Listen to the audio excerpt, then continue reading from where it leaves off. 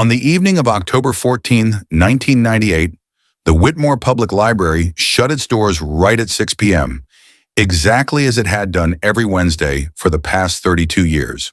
The modest brick building stood at the corner of Main Street and Cedar Avenue, its white-trimmed windows catching the last traces of fading autumn sunlight. Inside, Patricia Moore moved carefully through her closing routine, every motion deliberate, practiced, and calm. At 43 years old, she had spent nearly 2 decades as the head librarian, becoming a quiet cornerstone in this small Michigan town of fewer than 3,000 residents. The air outside carried the crisp bite of approaching winter. Though the trees still clung to their rust-colored leaves, the chill hinted that snow wasn't far away.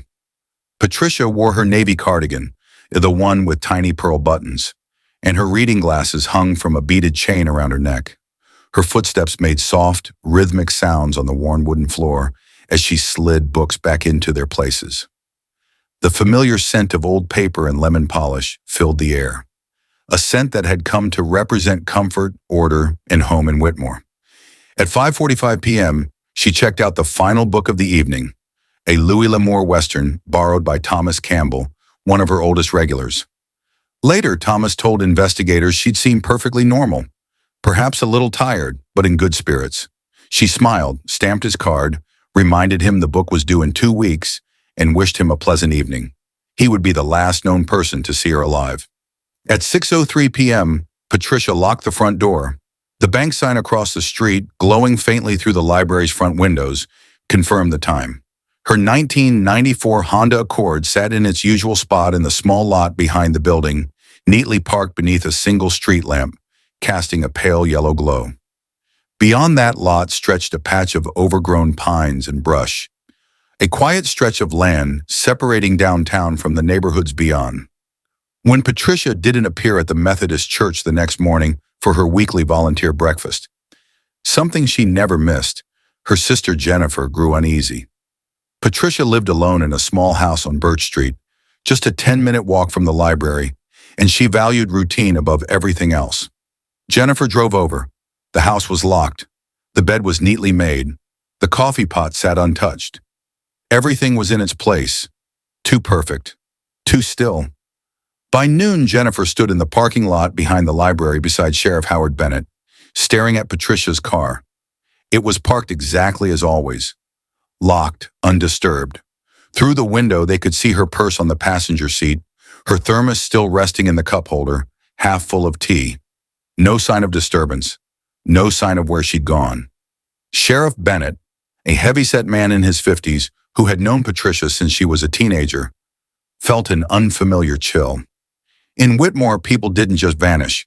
Here, everyone knew everyone. If she had left by choice, she would have driven. If someone had taken her, why leave the car behind? So carefully parked, so ordinary. The calmness of the scene felt haunting, as though the stillness itself was trying to hide something. By Friday morning, October 16th, the sheriff organized a search effort at the local fire station.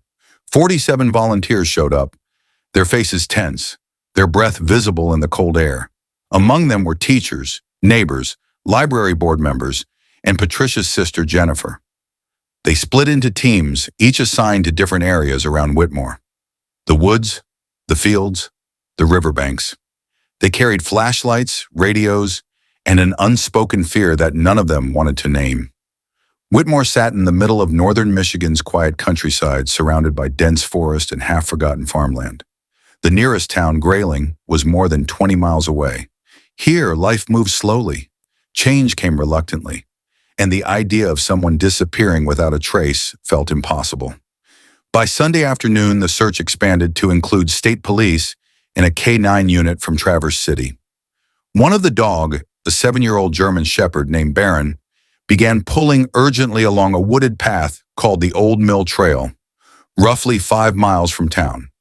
At 2:17 p.m., Baron stopped and alerted. Deputy Angela Sullivan arrived first. Her boots crunched over damp leaves as she stepped into a small clearing beneath a fallen birch tree. And there she froze.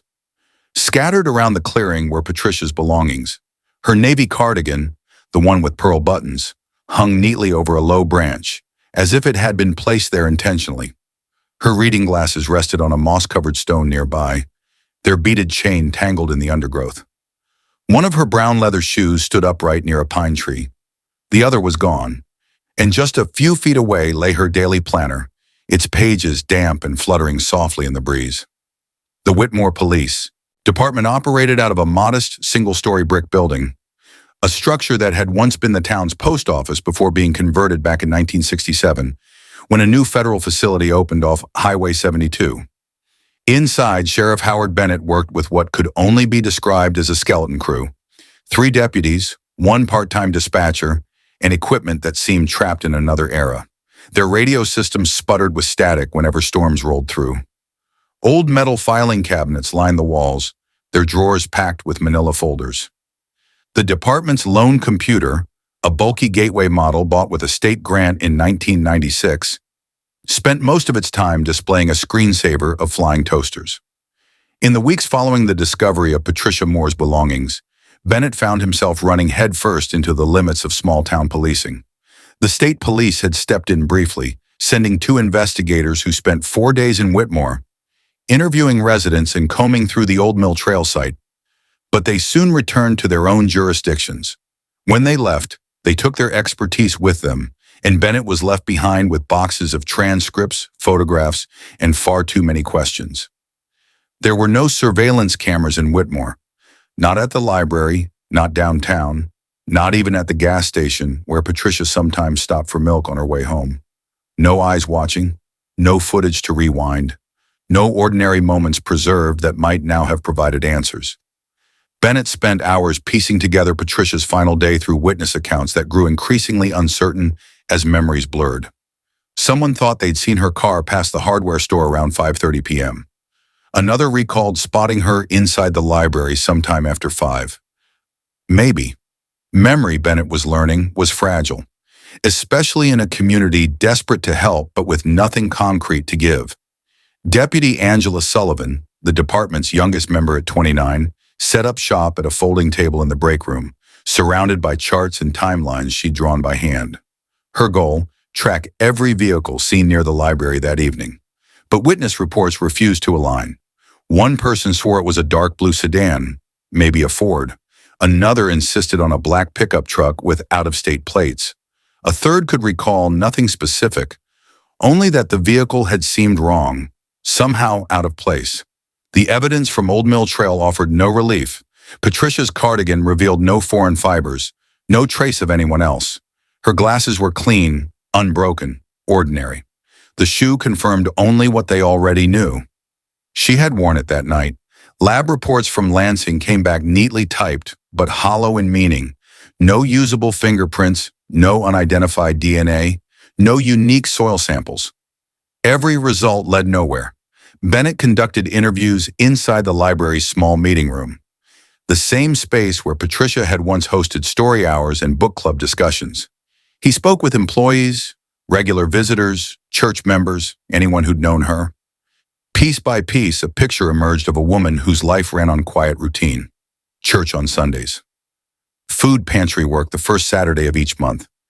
Dinner with her sister every Tuesday night. No social clubs, few close friends. Her life appeared neat, controlled, predictable. To some, peaceful. To others, perhaps a little lonely. Her ex-husband, Michael Weber, lived 3 hours away in Grand Rapids, remarried and settled. Bennett drove out personally to meet him. Weber seemed genuinely stunned by the news. He offered to help search, explained that he'd been home the entire evening of October 14th, remodeling the bathroom.